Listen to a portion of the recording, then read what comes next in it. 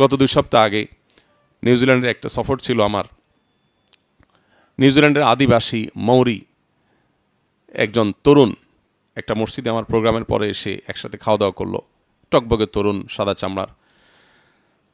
আমাকে মসজিদের এক ভাই পরিচয় করালেন যে এই ছেলেটা নতুন মুসলমান হয়েছে।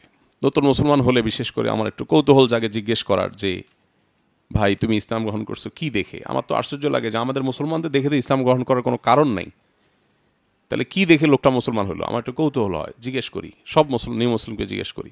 তো তাকেও জিজ্ঞেস করলাম, ভাই তুমি মুসলিম হইছো কি ব্যাপার, কি দেখে বলো? তখন সে আমাকে বলল যে দেখো, আমি ইসলাম গ্রহণ করেছি যে বিষয়টি দেখে সেটি হলো, আমি ইসলাম গ্রহণ করার আগে জীবনের কোনো লক্ষ্য উদ্দেশ্য খুঁজে পেতাম না। আমি চেষ্টা করতাম জীবনের লক্ষ্য উদ্দেশ্য খুঁজে পাওয়ার, কিন্তু পেতাম না। আমি কেন বেঁচে আছি সেটাই আমি জানি না।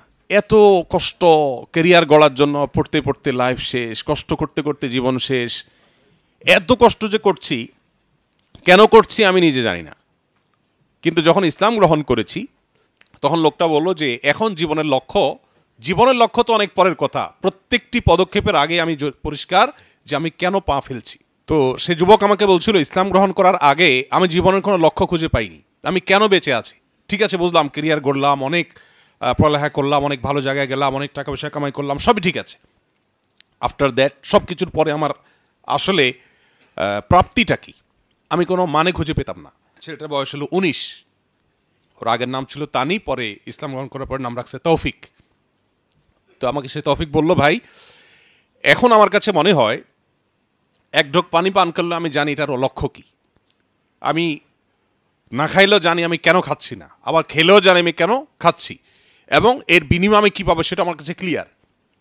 এখন আমি লাইফটাকে যতটা এনজয় করছি, এর আগে আমার লাইফটা এরকম এনজয় করার মতো জায়গায় ছিল না। তো আমরা যারা আল্লাহর সকল আদেশ নিষেধের সামনে মাথা নত হয়ে, মাথা পেতে দেওয়া, আল্লাহর সামনে নিজেকে সমর্পণ করে দেওয়া, পুরো জীবনকে আল্লাহর জন্য উৎসর্গ করে দেওয়ার ঈমানী শক্তি আল্লাহ তাআলা আমাদেরকে দান করুন।